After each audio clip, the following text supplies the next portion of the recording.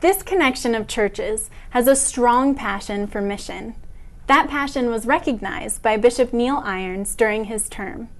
He thought it would be wonderful to create a centralized location that would facilitate mission education, outreach, and disaster response.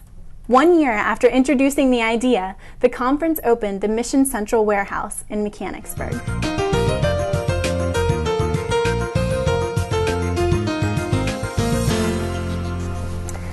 Thank you so much for coming, Bishop Irons. You're welcome. Where did the idea and the vision of creating a mission warehouse come from?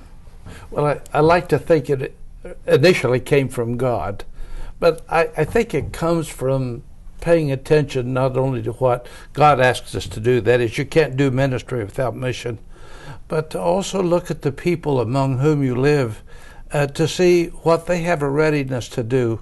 And the people in Pennsylvania are incredible when it comes to giving to mission. What's the purpose of having a centralized mission location? Well, I think it helps if you have something that's tangible.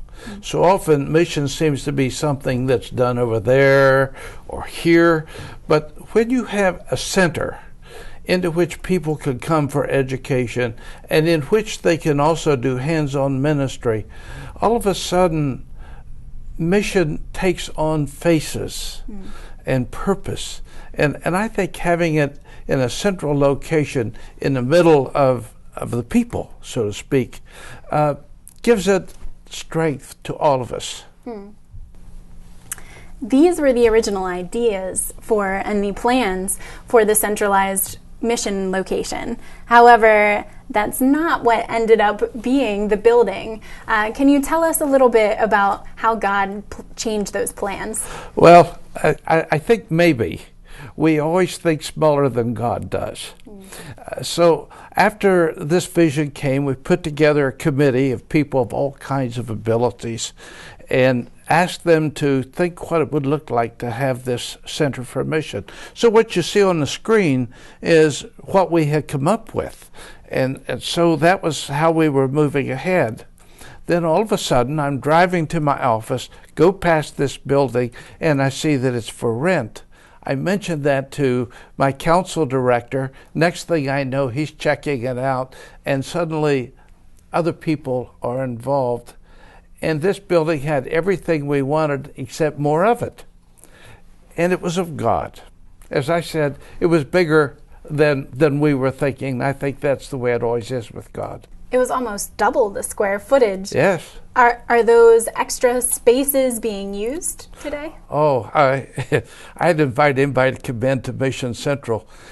Every corner of this building is used for something, and every time I come, there are new things there. So it's a building that just keeps adapting to the unfolding mission that's before us. I know that you had said before when we were talking that you think that one of the things that you've done right with Mission Central and that everyone that's been involved in the project has done is to be really open to the other missions that you're working with. Can you tell us a little bit about some of the other missions that do work with Mission Central? Well, early on, we were looking at some of the food programs to outreach from the Harrisburg area. So we were involved with those. We've been involved with, I think, fire departments where furniture may be needed in case of a family being burned out. We need all of this space to ship items overseas. Frankly, there are so many things going on here. I don't know nearly the entire list, but it's simply that it just keeps expanding, and our partners grow in numbers. What are some of the God moments that you've heard of Mission Central? One of the early God moments that we often tell because it's such an incredible story is Harry Overholzer was at that time the director here, and he got this call from one of the area hospitals asking if we could use some bones. He didn't know what that meant, nor did the rest of us. So when he made inquiry of them, they said, well, these are bone fragments that have been used in surgery where people have been damaged, and they insert these so that the people's own bone would grow around it.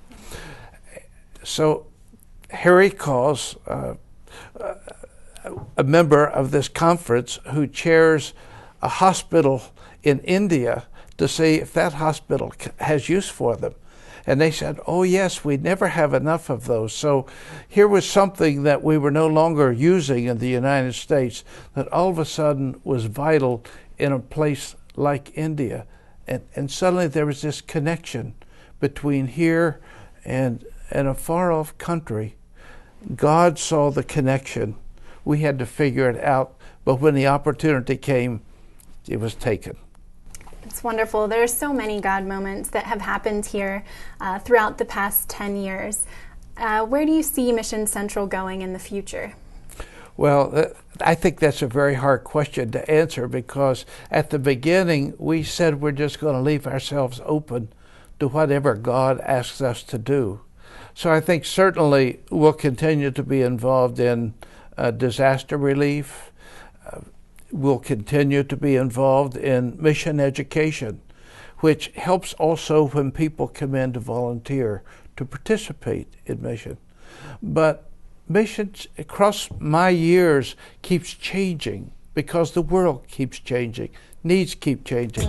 Where it will be 10 years from now, I don't know, but I do believe that it will be right. Thank you so much for sharing. Mission Central is celebrating its 10-year anniversary. And if you would like to find out how you can help by volunteering or donating items, please check out my blog at Susquehana Xpress.blogspot.com.